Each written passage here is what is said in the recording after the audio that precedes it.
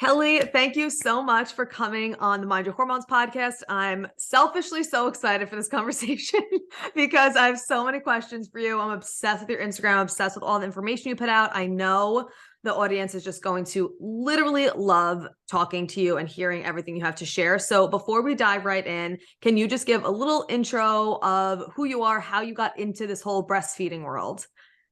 Yeah, so I got into this breastfeeding world because when I was breastfeeding my two kids, who are now 11 and 9, it was a literal shit show. And I was already a nurse and in the, maternal child field.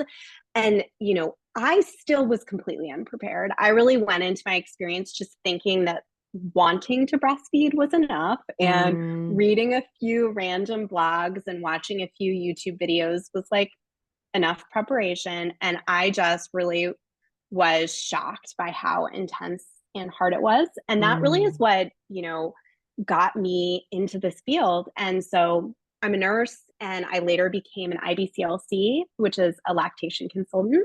And I worked at a really busy hospital on the East Coast, helping parents at the bedside. And then in 2020, I opened my private practice, The Balanced Boob, and started my Instagram account. And then that developed into what I do now, which is really work on educating people before birth and helping people kind of just navigate the challenges that come with feeding our babies and living in a human body, and kind of all the challenges that can present. Wow, that's amazing. I didn't realize you started this not that long ago. It's like about when I started my business too in 2020. So are you still doing nursing, or you're doing all breast consulting now? All boob school all the time right Love now. it. So amazing. yeah, I decided perfect time to get out. Right. It was pandemic, homeschooling, and opening my business the same year. So it was a crazy 2020 for me, but yes, worth it. It's been worth it. It's been the best thing. So I love it. That's amazing. Okay. I love this. So I want to go a little general first, and then I want to get into some specifics. So what are just like the top benefits that you would say of breastfeeding? I mean, I know there's so many, but like, what are things that could like really help like motivate women to most people who are listening to this are wanting to breastfeed. Obviously, there are challenges that come up with it, which we'll talk about, but what are like the real like major benefits of it, aside from like obviously the nutrition point too, but just in general, what's your like real take of why you're so invested in helping women breastfeed? Well, I think, breastfeeding really is the biological norm, right? Human milk is designed for human babies. From the way that it helps protect the infant's gut and helps kind of seed the baby's microbiome is a really important piece. So allowing the baby to have colostrum first really helps to protect the lining of their gut and helps to create beneficial microbiome. And breastfeeding, a lot of people aren't aware of this, but it does have health benefits for mom as well. So longer duration of breastfeeding is tied to lower risk of breast cancer and lower cardiovascular risk as well. So it's beneficial for moms and babies. But I definitely am not someone that believes kind of breastfeeding has to be all or nothing, that, that benefits, go away unless your baby is getting 100% of breast milk. Right. I really am someone that I think the more kind of inclusive we are of how breastfeeding looks for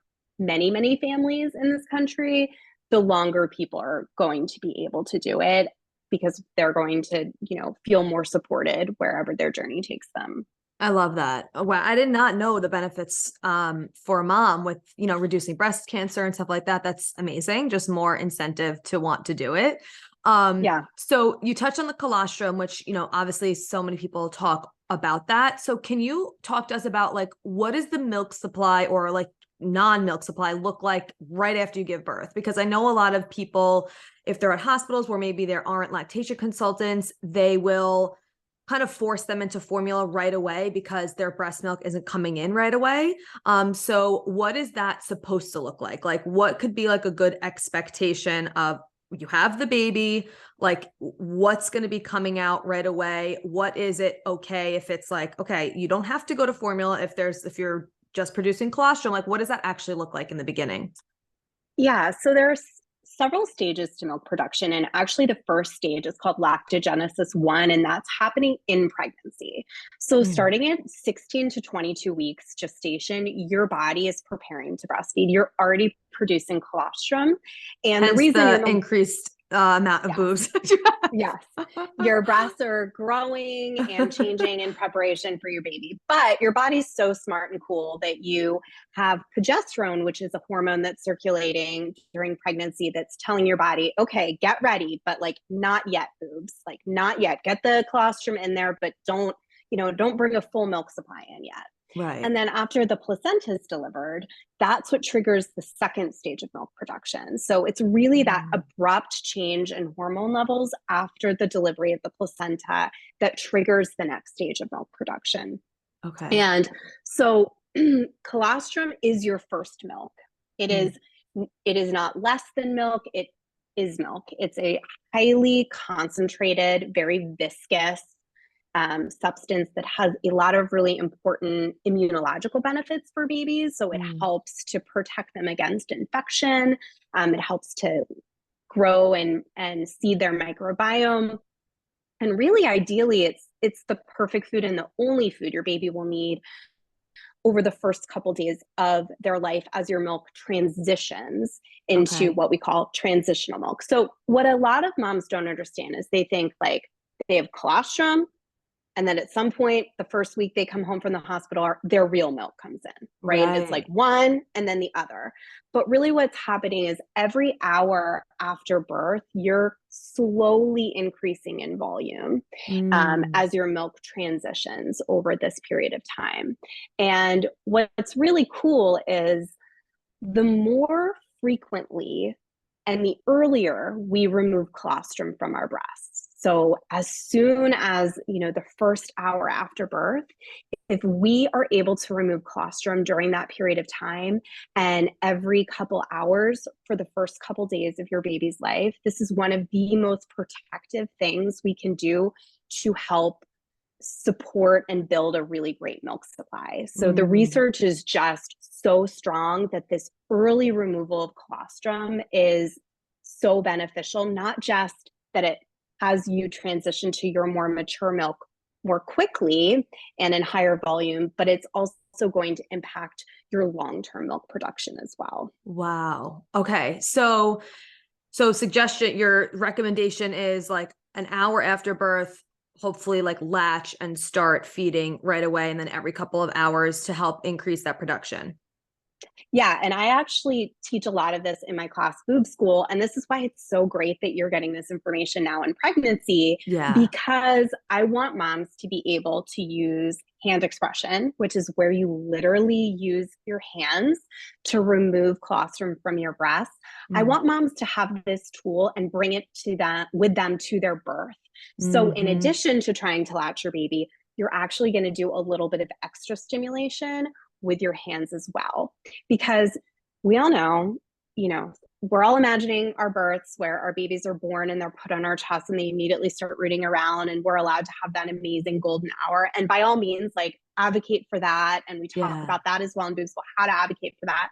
But some babies just really aren't stellar breastfeeders in the beginning. They can just, even if you have a physiologic, natural delivery, some babies come out and they are totally stunned and they're not quite ready to nurse effectively. And so what I don't want to happen is a mom to be like nervous or waiting for the lactation consultant to come or not knowing what they need to do or requesting a bottle when really, if they knew how to use hand expression, they would be able to utilize that tool early on and be able to feed that baby that extra bit of nutrition to help support them as they get the hang of latching and over the course of the next couple of days after birth. I love that. Okay. So hand expressing and then just like collecting it in like a bottle, or would it be in a bottle or in like a little tube? You actually could collect it. So after birth, you can collect it right on a spoon and feed it to baby immediately. Okay. So it's like literally like your insurance. We call it like dessert from a spoon. So you can feed baby at the breast for as long as they'll feed and then hand express a little bit after and give them the drops that you get, or maybe a teaspoonful. I encourage all moms. I'm able to get a mom into my program and into my community. They're on Instagram or in Boob School in their pregnancy. I really encourage everybody to learn hand expression at the end of pregnancy. So after about 38 weeks, 37, 38 weeks, if you are cleared to have intercourse, if you are cleared to stimulate those oxytocin hormones, then hand expression should be safe for you to practice as well, because you're stimulating literally the same hormones. Right. So you can just practice. Some moms will just see drops. Some moms will not see much at all during pregnancy, just because we talked about that hormone progesterone that's like putting the brakes on lactation. Right. For some moms, those hormones may be really strong. And as you know, in your work, hormones are so variable person to person. How we react to them is so variable.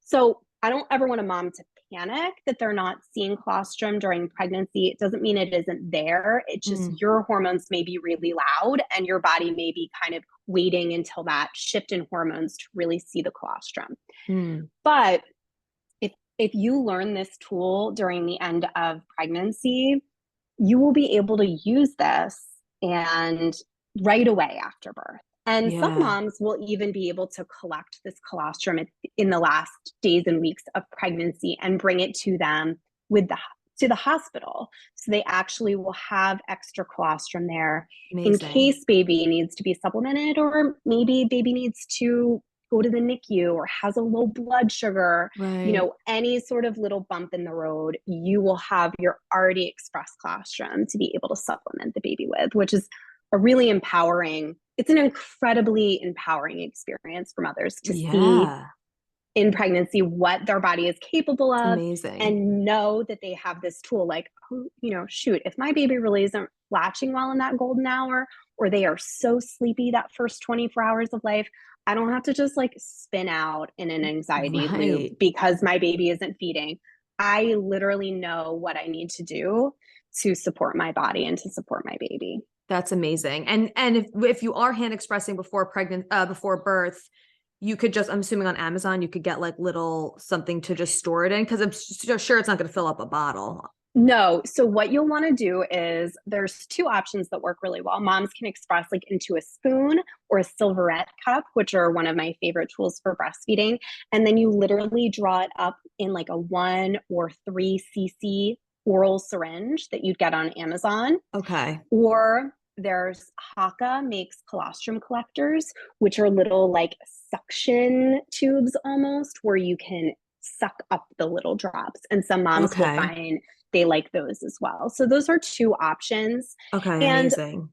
What I teach in my course is, you know, really evaluating whether or not collecting colostrum for you is something that appeals to you or is more of a stressor. My thing is, regardless, if you hear this and you're like, oh my God, I'm totally doing that, that's amazing. Or you're like, oh my God, I don't want to do that, that doesn't appeal to me at all. Still practice. Right. Just practicing and knowing what works for you, what motion you need to do, kind of experimenting with finger placement and all of that is really one of the best things you can do to go into your birth with. Okay, amazing. So you wouldn't recommend then obviously doing like a bottle for it, like it's spoon or syringe, so then there's no confusion or anything in those early hours.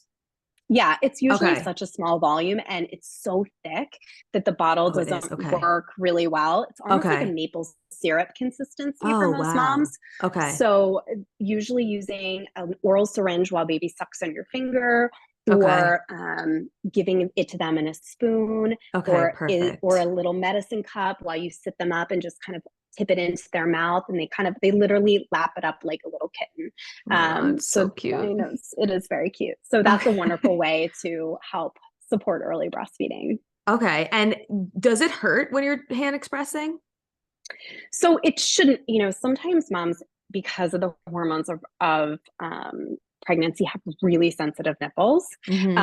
So we want to be using a hand motion that is kind of firm, but should not hurt. And there's a great website. We talk all about this in Boob School, but there's another website that's available for free for people called firstdroplets.com. Okay. And that is a wonderful resource for learning about hand expression, how to do it, so you can kind of practice it, incorporate it into afterbirth as well. Perfect. Okay. Amazing. Wow. That's so helpful. So then the other question that I have, like kind of related to this, is say like we're, breastfeeding on the breast. How do you know if your baby is getting enough milk if you can't measure it via, like, if you're doing a bottle and you're like, okay, this is 2 ounces, this is how many ounces, like, how do you know when your baby got enough, or when, if they're done, like what does that kind of look like? Yeah, so that's a great question, and is kind of one of the challenges of breastfeeding, especially when we live in this world of being able to look up something immediately and getting the answer on our on our phones. And especially if you're more of like a type A personality. So what I tell moms is to truly try to zoom out, right? Okay. We want to kind of be looking at the big markers. So what is baby's weight gain like? So we initially know babies are going to lose weight after birth. And then after about 4 to 5 days of life, we want them to be gaining about an ounce a day. So we're going to be looking at that, the weight gain trends that a baby is going to be having. We're also going to be looking at the amount of pees and poops they're having and what their poops look like. So they're going to transition over the first couple of days of life from a meconium poop, which is that black tarry stool that you may have heard about, to breast milk poops, which are a yellow mustard color. And we're going to be kind of making sure that at least in the first couple weeks of life, until baby's, gaining well and thriving, that we're paying attention to that. We're paying attention to the amount baby is peeing and pooping. We're also going to be listening for swallows. And this is something that can take some practice. So in Boob School, we have videos and we go over that. But listening for swallows is something that your nurse or your lactation consultant in the hospital can help point out to you. It's a subtle kind of like sound that the baby does when their jaw drops. And we're going to be looking for the difference between a non-nutritive suck, which is where baby's just sort of like almost pacifying at the breast. Right. The difference between that and active sucking, where we're seeing and hearing swallows. Okay. Wow. That's good. The other thing we're going to be paying attention to is just how the baby seems after they're eating. And this again is something that's really tricky, because babies cluster feed and babies can have periods of fussiness, they can be gassy or whatever. But we're going to look and we're going to say, after most feeds, does my baby seem satisfied? Do they seem that like milk drunk that you may have seen before, where babies are really just like satiated seeming and sleepy after a feeding? Right. Okay. So those are the things that we're going to be looking for. And I think, one thing that I would encourage moms to do is like finding a community of support where you can ask these sort of questions. In Boob School, we have a Facebook group, and like literally people come in there and just sometimes you just really need reassurance. Like, am I losing my mind? Is this a 100%. Problem? Because just not having to rely on Google and going down a million rabbit holes that may be kind of, it's like the borderline worst. crappy information. Yeah. So having a place that you can go where you can get, recommendations from experts, and also just other moms that are just like, I have been there. I remember those evenings when my baby was feeding a lot. It's easy to doubt yourself. And as long as we're seeing these things, then you should be good. I think that does a lot to kind of quell that anxiety, because I do think over the course of your breastfeeding journey, it really is, if everything is going well with your milk supply and your baby, it is a process of learning to trust your baby and learning to trust your body.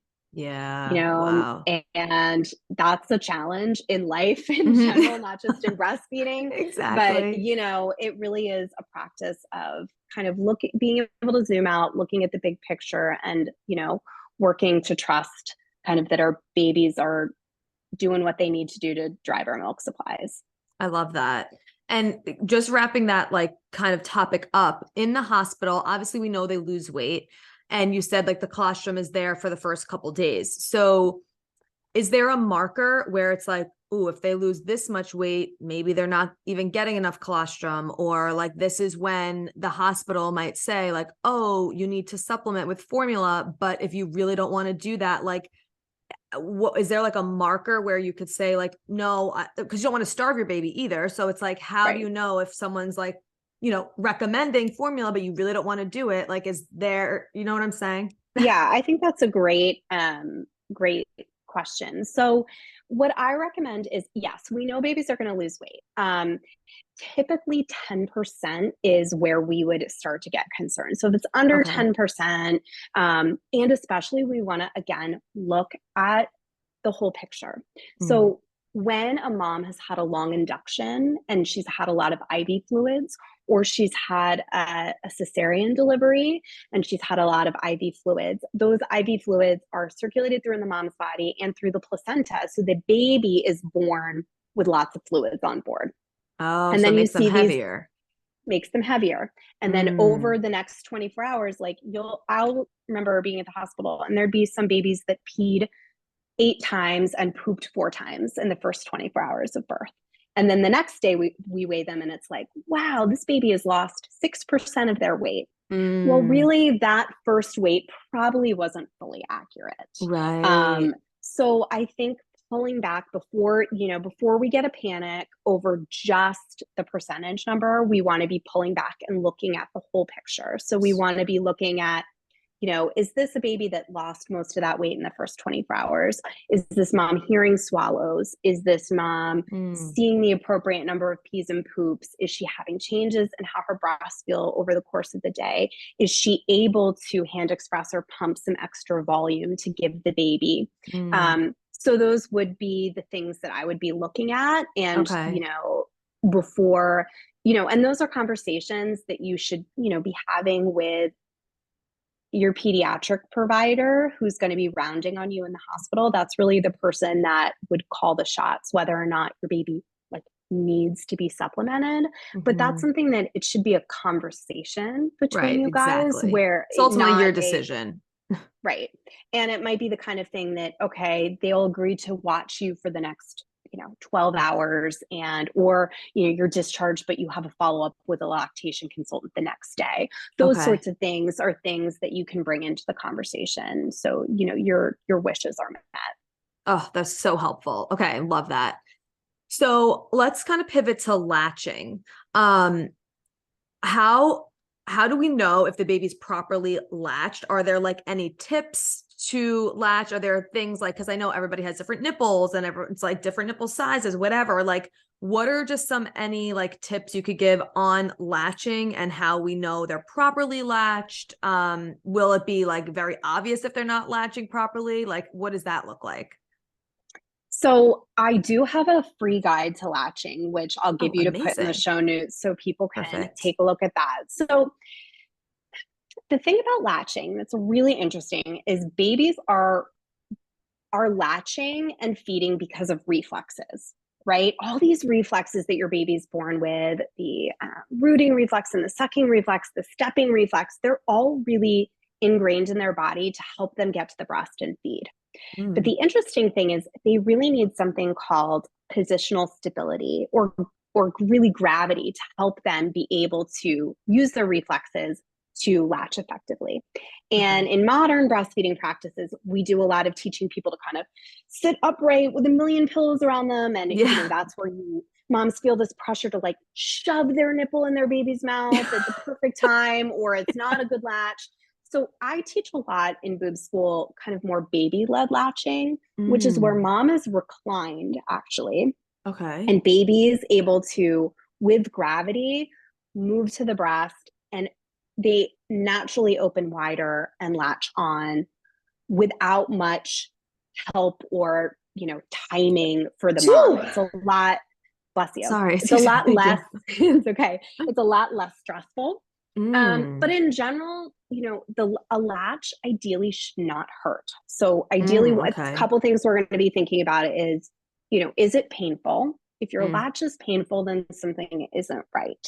Mm-hmm. So I don't care if someone tells you the latch is good, if it's not comfortable, that requires further investigation. And when babies latch to the breast, their mouths should be open, like a yawning position. When they go on. To be, okay. And we want them to be taking more of the bottom part of the areola instead of the top part. So if you think about, if I was gonna drink this glass of water right now, naturally I'm gonna tip my head sort of back. I'm gonna elevate my chin a little bit. Right. And that's the position that we want baby to be in when they're latching at the breast. Okay, that makes sense.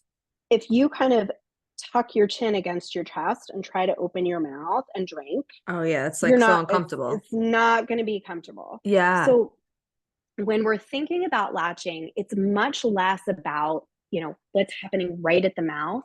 We want to be looking at the baby's whole body and how the mom and the baby really fit together like puzzle pieces. Because if we get that foundation right, then the whole latching process is a lot less stressful and a lot easier for mom and baby. So that's really how I teach latching in Boob School, which is different than what a lot of people are taught in the hospital. But what they've done studies about teaching this more baby-led latching versus more traditional latching, and moms have less nipple pain when we teach refined breastfeeding. So I really believe that and from my clients, it really can make a huge difference. So I teach that inside of Boob School. And again, I'll have you link that freebie so moms can get kind of an idea of that approach to latching as well. Amazing. Yeah. And we're putting obviously Boob School in the show notes, like all of this. So if you're listening, like, please check all that out. I mean, so much incredible information there. Do you find that like some babies will tend to always kind of do better in like specific positions, or it just depends on the day, like they're in different positions all the time? So, what's really interesting about babies is, and latching, is that breastfeeding is a full body activity. So for the baby? For the baby. Okay. So what's happening in the whole baby's body is going to impact latching. And, a lot of moms will be like, my baby doesn't like to feed on the left side because my nipple's less round on that side or something. But most of the time, a baby not being able to feed in a particular position is related to tension in that baby's body.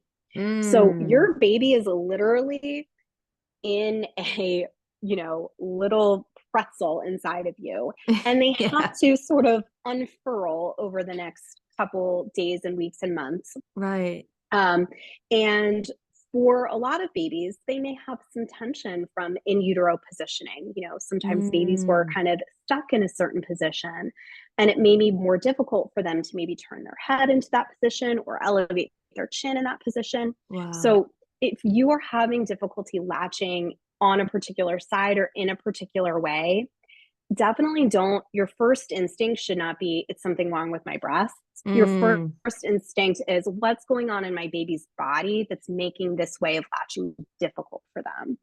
And that's where like, pediatric chiropractors or craniosacral therapists can come in and really help, and just giving your baby access to lots of free movement. So not, swaddling, I know, is very common and can be helpful to, let baby sleep a little bit longer, but we want to be giving baby equal access to not being in a swaddle.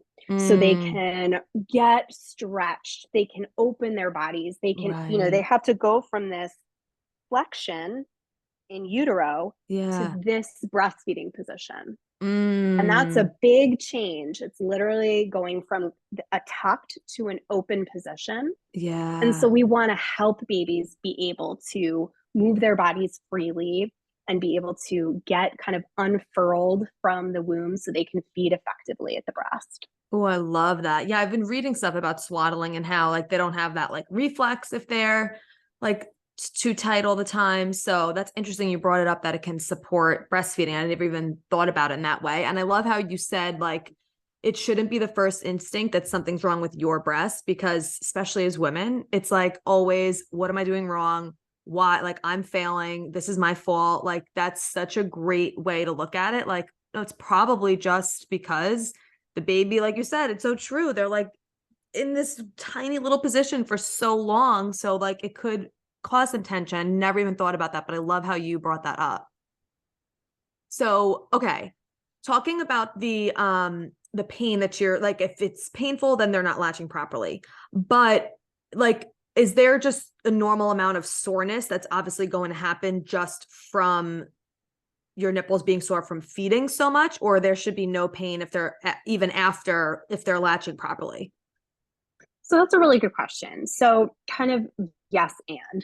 Okay. I think so that nipple soreness, you know, in the hours and days after birth is related most commonly to a shallow latch. Okay. Now, if you have a rock star latch each and every time, and you can literally have no nipple pain. Some moms have no nipple pain. Oh, bless.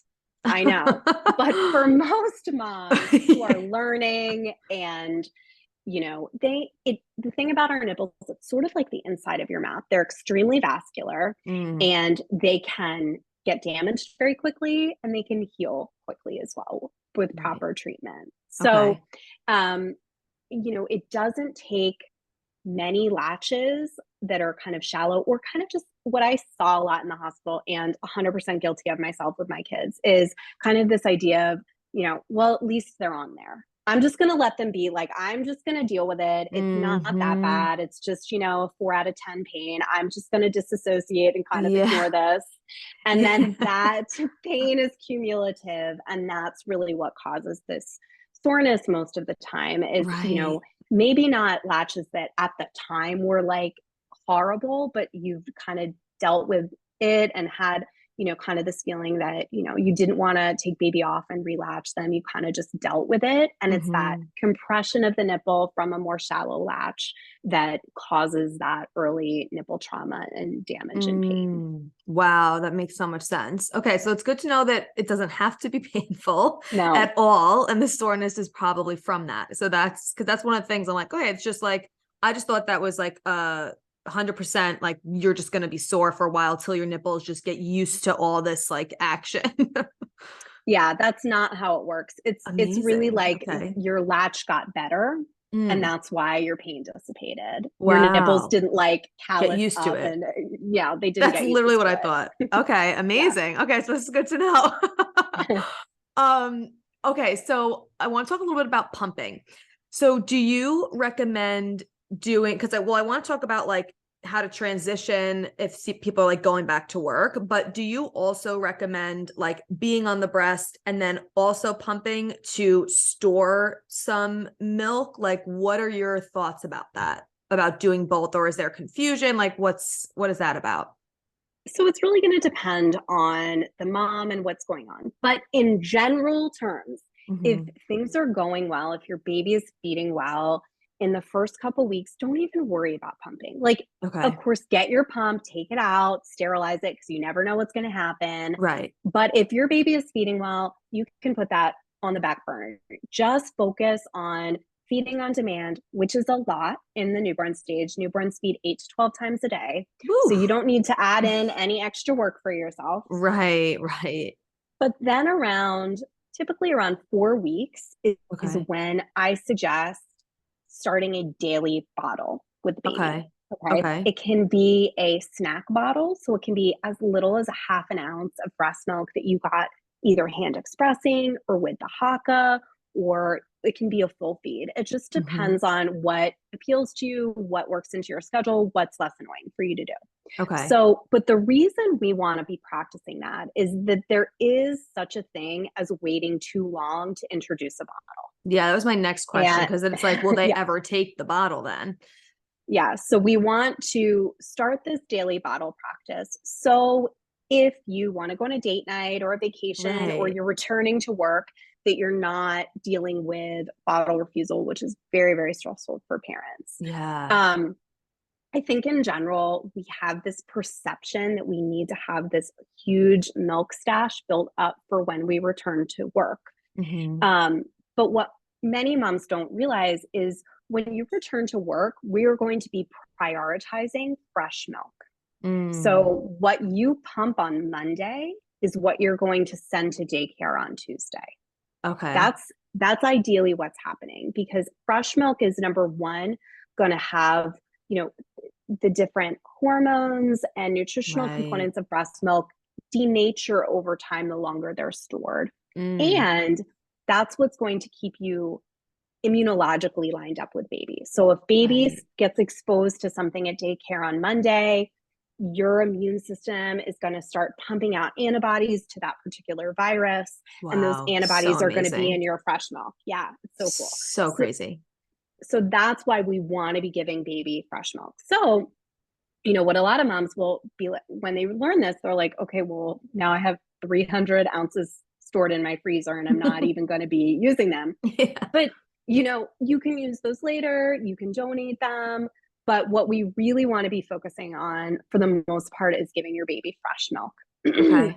So, a reasonable thing to do if you want to start building a small stash is pumping after the first feed of the day. So overnight and in the morning is when your prolactin levels are highest. So you're generally going to get the highest yield. So kind of the biggest bang for your buck. Okay. So you can feed baby directly at the breast. They'll maybe either take one or both sides, and then you can pump for 15 minutes afterwards and store whatever you pumped either, in the freezer or whatever, and kind of slowly build your stash. So this is overnight into the morning? Yeah, whatever you consider the first morning feed of the day. So you can call that your 6 a.m. feed. Some moms are like, I'm not doing anything extra until 10 a.m. Just do whatever works for your and life. Just that one time a day? That's a good kind of reasonable place to start. Okay. I want to just caveat this with, when you're pumping after your baby has fed at the breast, you are pumping your extra milk. So it can take several pump sessions for some moms to make a full bottle. It would be normal for you to just pump a half an ounce to an ounce and a half, 2 ounces after feeding your baby, because you're just getting out the extra. So I don't want any mom to hear this and think that that's a sign of a low milk supply. That's not a sign of a low milk supply. Okay. So you're just able to kind of slowly chip away at building up that freezer stash. Some moms will find using the Haka intermittently, which is a kind of a suction pump that onto your breast to collect some of your letdown, can be a way to kind of slowly build up a stash. But again, we really need much less milk than we think in our freezer. So we want to focus, feed your baby, not your freezer, is kind of a good mantra to have. Okay, that's amazing. So 4-week mark. So because there's so many different things that I've always heard of, like, give the baby a bottle within the first 2 weeks, because then they'll refuse it. Or it's like, don't ever give them it. Like, that's nipple confusion. So you think the 4-week mark is a good mark to just do, obviously everyone's on a different journey, but if you want to do mostly breast, fully just breast for 4 weeks and then waiting till that mark? I think if things are going well with breastfeeding and you're not needing or wanting to supplement the baby beforehand, then that's a good plan. Okay. For some moms, bottles will need to be in the picture way sooner than that. And I don't want a mom to hear that, we can't blend breast and bottle. You absolutely can blend breast and bottle, but there's certain things you want to know about how to feed the bottle and the type of bottle to choose, so that you can blend those two things effectively without having the baby create a preference for a bottle. So it's not really confusion, but babies are genius and they're going to do whatever's easier. So if a bottle is way easier for them, some babies can kind of really prefer the easier flow of the bottle. Right. So that's why in Boob School, we talk about this, and I have a lot of content on my Instagram page, kind of how to pace bottle feed, how to position the baby, ways to, what kind of bottle to choose. So you can kind of blend the two things. And that's also something really to communicate with your partner, because for many families, the partner is going to be the one that may be doing some of the bottle feedings. So you want to make sure that whoever's bottle feeding the baby understands the way that we want to present the bottle to a breastfed baby. Okay. So as far as nipple confusion, on this topic, what is your view on pacifiers? And then what would be your top recommended bottle, like brand and nipples for not having that confusion? So for bottles, we want to be looking at a nipple with a gradual slope. So we Okay. used to kind of, marketing just tells us like, oh, look for the one that looks like the boob. Right. You don't want that. You actually want a bottle with a gradual slope that's going to encourage the baby to have an open mouth posture. So we want an open mouth on the bottle and an open mouth on the breast. Okay. So I really like the Even Flow Balance bottle. That's my Okay. personal favorite. Lancino is another great bottle. The Dr. Brown Standard Neck is another great bottle. Even Flow is my favorite just because it doesn't have as many parts, and I just find it works well for most families. Okay. And so that would be the kind of bottle that I would choose. In regards to pacifiers, so a pacifier. And I'm sorry, wait, sorry, 1 second. That's the nipple, or is that the actual bottle? So it's going to come together when you purchase it, although you can purchase the nipple separately. Okay. But generally, when you purchase a bottle, it's going to come together with both the bottle and the nipple that attaches to it and the collar. Okay. So for like the Dr. Brown Standard Neck, because I know like they have like level like 0, 1, 2, like nipple. Is that? Yeah. So what we're talking about with the wide neck or the standard neck is the circumference of the bottle. Oh, okay. Not the not the nipple. And so with Okay. Dr. Brown's, that brand specifically, the reason I said that is because I really like their standard neck bottle, just the skinnier bottle. Okay. Has a good shape, but their wider bottle, I don't like that nipple. It's not as shaped as I would like it for a breastfed baby. Okay. So there's just like one size nipple that goes with that standard neck, like level whatever one. No, so that is, I know this is very complex. So that is actually the flow rate of the nipple. Oh, and it's okay. important to say that there is no standardization for flow rate. So what Dr. Brown's calls a slow flow may be a preemie flow on another brand, or what it may be a preemie flow on one brand is actually needed. So there really is no standardization. But in general, for breastfed babies, especially in the beginning, we want to choose a preemie or a slow flow nipple because that's going to be more similar to the breast. Some babies will never have to change that nipple the entire time and they'll do just fine. Some babies, as they get older and more efficient, will kind of get frustrated with that flow, or their strength of their suction may collapse the nipple, and that would be a reason to go up in flow rate. So maybe you would go from a slow flow nipple to a medium flow nipple at some point. As your baby got older. I didn't realize, I thought it was really just most important the nipple flow. I didn't realize the actual size of the bottle had an effect either. So that's really good to know. Yeah. Okay. So sorry, I cut you off. You were talking about pacifiers. So pacifiers are, you'll ask 10 different lactation consultants and probably get a slightly different answer. But this is my opinion. A pacifier is a tool for when it's not feasible or reasonable to be breastfeeding your baby. So your breast is the ultimate pacifier. So if your baby wants to nurse for comfort, because they're in pain or they're overtired or they're fussy or they just got a shot or whatever, the boob is where it's at.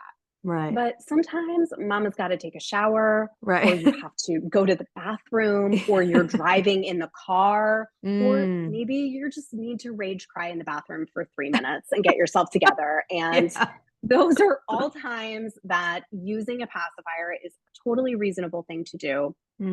You can, if your baby's been cluster feeding for hours and you're just like, I need a break, I need to walk around the block, I need to have a breath of fresh air, totally reasonable to use a pacifier. The shape of the pacifier matters similarly to how bottles do. So we want something with a cylindrical shape, like a Soothie is a good brand to start with. I also Soothie, really like, you said? Yeah, Soothie, Philips Soothie. And then there's another really cool brand out right now that I like a lot called Nini & Co.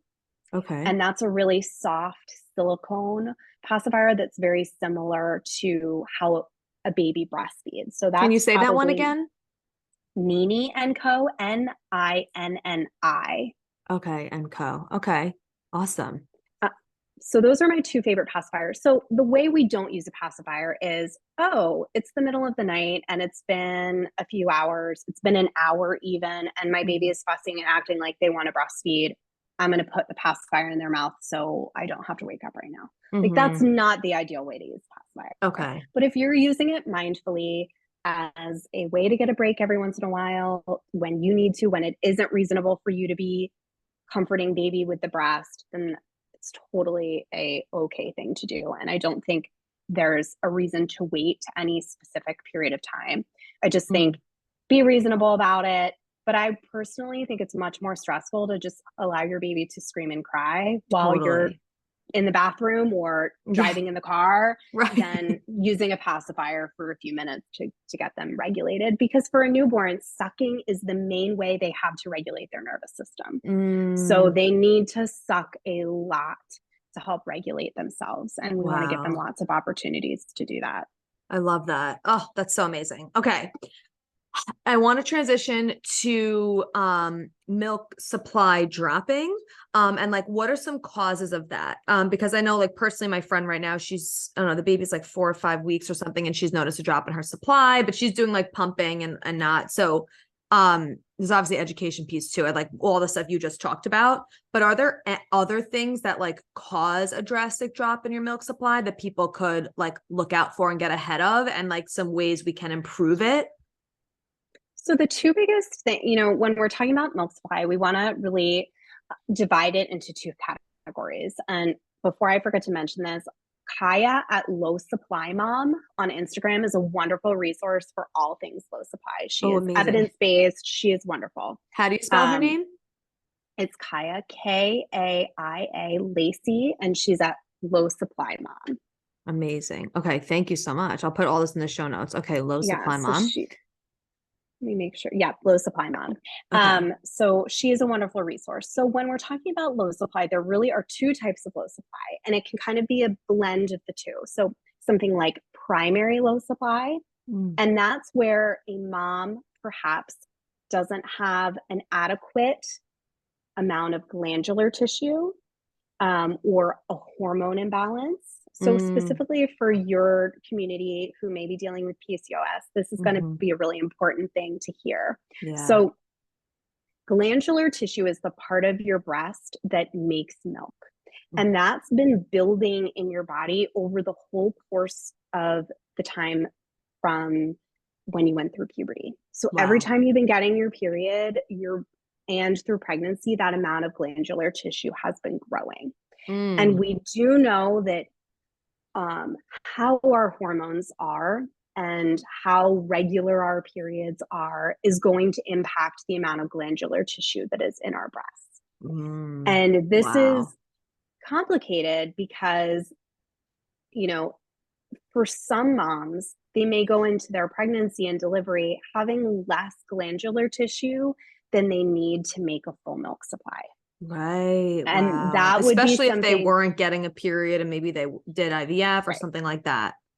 Right. So, and Kaya talks a lot about that because she has PCOS herself, and, insulin resistance plays a part, and thyroid function, as it's very complicated. And milk supply is something that is also really understudied. So shocking. Scratching the surface of understanding this, right? So if you have a history of PCOS, infertility, if your breasts are very widely spaced and maybe kind of almost tubular or very kind of flat, like pancakey, or if in your pregnancy you did not have breast changes, so you never really had that soreness in the beginning of pregnancy, you didn't have any real breast growth, your breasts never got heavier or firmer, those would all be reasons to meet one-on-one with an IBCLC in pregnancy. Amazing. Okay. So I would recommend two things if moms are hearing this and they're like, oh my God, that sounds like me. I would take a course like Boob School just because you're going to go into your consult with your IBCLC so much more educated. So we'll be able to meet, and you'll be able to ask specific questions. Mm-hmm. You're going to understand how milk supply works. So you're going to go in with a stronger foundation of understanding. Then I would find an IBCLC to meet with one-on-one to look at your breasts before you deliver in pregnancy and kind of come up with some reasonable expectations and or some things that we're going to be paying closer attention to with you. There are also some herbal medications that you can take towards the end of your pregnancy if you know that you have some risk factors. Maybe you're a gestational diabetic, you PCOS, oftentimes, these things come together. So I see moms, PCOS, gestational diabetic, maybe they had some infertility. Those are the moms that I love to meet with prenatally and kind of come up with a game plan, know we're going to watch them much closer. And so they can also kind of come to terms with the fact that this may or may not be a possibility. Because what happens for some moms is they are just totally blindsided by it. And a lot of times, even, obstetricians will be like, don't worry about it until you're in it. You don't know what it's going to be like. Oof. And, I'm someone that really believes that, having knowledge and education, understanding how our body works, will allow us to meet our body with a lot more compassion and grace. So that's what's called primary low supply. So that's kind of its, and never knew any of that. That's so interesting. Right. So that's primary low supply. And then there's something, and that's the less common type of low supply, although we still do know that low supply happens about 10 to 15% of the time. Wow. And, PCOS is incredibly underdiagnosed. So there are many moms who don't even know that this may have been a piece of the puzzle. Totally. So that's primary low supply. And again, it can kind of be a combination of both. Then there's secondary low supply. And secondary low supply is when a mom didn't get enough effective or frequent milk removal in the beginning to either establish a full supply or continue to make a full supply of breast milk. Okay. So our body needs frequent, effective removal of milk to know how much milk to make and to continue to make that much milk. Right. So for most moms who are having a low supply, it's related to that secondary causes. So that can be, maybe a mom wasn't educated enough about the importance of pumping overnight. She just thought, I'll just give, formula and I'll sleep for 8 hours. No one told her that she needed to keep removing milk. Or maybe that baby has a tongue tie that makes them not be able to remove milk well from the breast. And this mom's been feeding this baby, 12 times a day, and they're not really gaining well because they're not able to remove that milk well. Wow. And that can impact mom's milk supply.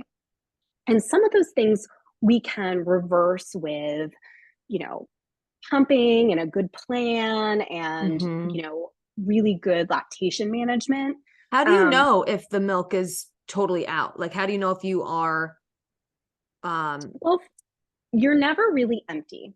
And depending on how much milk you have in your breasts, most moms are going to make more milk than their baby needs initially. And I don't want a mom to think like, oh my God, well, I have to be pumping after every feeding to make sure I get really empty. Right. That's For what I was most thinking. moms, if your baby is we're again going to be zooming out and looking at those big picture things. We're going to be looking at, hearing those swallows, looking at those diapers, looking at this baby's weight gain. If all of those things are good, we're going to really let baby drive the bus after the first couple days and weeks. So the first couple days after birth, and I talk about this much more in depth in Boob School, but I do want you to be waking your baby up. So you will need to wake baby up in those first days and weeks of birth until they are consistently gaining and they're back to their birth weight. And that's when you can kind of pull back a little bit and really let them drive the bus. And if like you every 2 hours, 3 hours? I would say every 2 to 3 hours. Yeah. Okay. I wouldn't let them go more than 3 hours overnight in the beginning, from the beginning of one feeding to the beginning of the next feeding. Okay. And so as long as they're like gaining, peeing, pooping, all of that, you generally know that you are emptying enough? You generally know that your baby is removing enough milk for them to gain well. And you can trust that, as long as you're feeding on demand, that, we're not going to make a problem where there isn't a problem. Right. And again, like milk supply is complex. There's lots of things involved in it. But, if a mom is having concerns about a milk supply, my biggest thing is reaching out for support, and finding a lactation consultant who is well educated on supply. So Kaya, again, I love her. She actually runs a support group once a month inside of Boob School, because oh, amazing. It's extremely important to me to have resources for moms with low supply, because I just think it's much more common than we think. And what happens a lot is moms get put on these triple feeding plans where we tell you, okay, Corinne, you're going to feed your baby at the breast for half hour, however long it takes them to feed on both sides. Then you're going to pump for 15 minutes, and then you're going to feed your baby a bottle, and then you're going to repeat that again in 3 hours. Oh my God. You're just like doing it all day. Yeah. You're doing it all day. And that can be effective in the short term, right? That can be an effective little like burst, like, okay, we're going to put our big girl pants on. We're going to give it our all the next week, and we're going to see what we can do to get back on track. What the problem lies is when people have no exit ramp for these things, and they're going weeks and months of doing these really exhaustive triple feeding plans. So if that's you, if you're hearing that and you're like, oh my God, that was my first child, I went through that, meeting with someone who's well educated about low supply is going to be really, really important. Yeah. Wow. That was so helpful. I could literally talk to you for hours. That was extremely helpful. Okay. So we're going to wrap this up because I respect your time and I can't believe it's already been an hour, but I have two things I want to ask you. Obviously with breastfeeding, like this is the mom who is doing all of this and it doesn't really involve the spouse. Are there ways that you can how can your spouse support you in this, since like you're the one that's going to be getting up all the time, feeding them all the time, like they're not doing this portion of it, if you have a spouse or a partner? Yes, I love that question, because I think there is so much partners can do, and they can do literally everything else. Like true. They even water you. They should be getting you your meals. They should be making sure you have your water. They should be doing all of the food, wrangling of other children. They should be emptying the dishwasher. Ideally, we don't live in villages and huts anymore where we're surrounded by our mothers and our sisters, and who are, around surrounding a new mom and doing everything for her so she can do the intense work of breastfeeding a newborn. But your partner should be really doing everything else for you. And so they can, in terms of baby care, diaper changes, baby baths, but I would say the biggest thing is making sure that you're okay. Like you can get trapped on the couch with a cluster feeding baby, and making sure like, hey, you have your snack and a full water, and making sure that you don't need anything. Number one, that. Number two, it is a team sport. I mean, I think having a partner who values the work that you are doing is incredibly impactful. So literally every night I would, go feed the baby, and then I would get back into bed, and my husband would tell me like, you're doing a great job. I appreciate what you're doing so much. I could cry just thinking. It's like, thank you for saying that. Right. And I'm not just pulling this out of my butt. Like there's studies that show that it really is that like deep appreciation that makes a big difference. The other thing that your partner can do is help create boundaries around family members' expectations. Amen. So, when people are wanting to knock at your door, when people are wanting to hold the baby, when you've just given birth and your mother-in-law is hovering over you, telling you give her the baby. Right. That's something where you really are wanting your partner to step up and put some boundaries for you. Love it. So I think those three things can be really helpful. That's so helpful. I love that. And then just to end this on kind of like a mental, emotional side of it, because obviously we talked about like so many tactical things, but they're like we were just touching on, there's, I mean, it's obviously so incredibly difficult. What are, of course, getting a community, I think like you touched on, is so incredibly important for this kind of stuff. But what are there any other like practices or just something that can like help the mom mentally through this, like that you like don't know, especially if it's like a first time mom, you're like, I don't know what I'm expecting, like, you know, the hardest things about it, how to overcome it. Like, is that the hardest thing, do you think, like the mental and emotional toll of it, and just like how you're not sleeping really ever? Like, is that the hardest part? Because that's what I'm imagining is the hardest part. Yeah, I think there is a huge component of it that is mental and, you know, energetic and spiritual, however you want to talk about it. That to me is one of my biggest focuses in Boob School. And Great. I, you know, have had myself a lot of breastfeeding challenges. I've had a lot of chronic illnesses that I deal with. So holding my body with deep self-compassion and holding your baby, who is a complex human, with deep compassion is so important. And for a lot of moms, challenges with breastfeeding is the first time they've ever had to confront, you know, the limitations of their body. Yeah.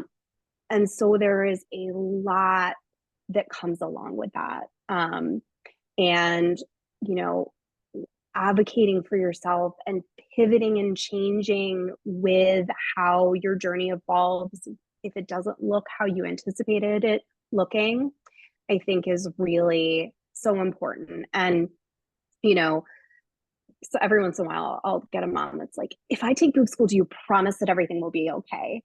And I'm like, you can't do that. Straight up wish I was that powerful. Yeah, exactly. But what I will promise you is having education is such an important part of feeling like you have agency 100%. To make decisions that work for your body. And I deeply, deeply believe that, you know, finding like compassion and love for ourselves wherever our body is and however it's going is the biggest gift that we can give to ourselves and to our babies. And so I think just having the capacity to hold ourselves through the challenges from a place of, again, like deep love and nurturing for ourselves and is really a huge part of the challenge of not just birth and breastfeeding, but parenting throughout our journeys. I have a 9-year-old and an 11-year-old, and it doesn't end, it just changes. And so this is the first step in, you know, loving yourself in your, you know, humanness and complexity and limitation, and not making ourselves wrong for that, but just knowing that it's part of being a human being. Yeah. Oh my God, Kelly, you're so amazing. This conversation was incredible. Okay, everyone, you need to first of all follow Kelly on Instagram, what's your handle? The Balanced Boob. The Balanced Boob.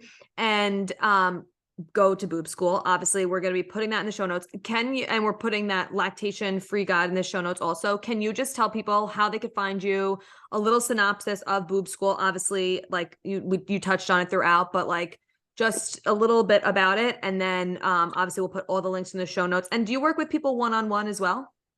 I don't do a lot of it right now, but I will be gearing up to do more. And I have an awesome lactation consultant on my team that does. Oh, perfect. Okay. So how can we work with you? How can we find you?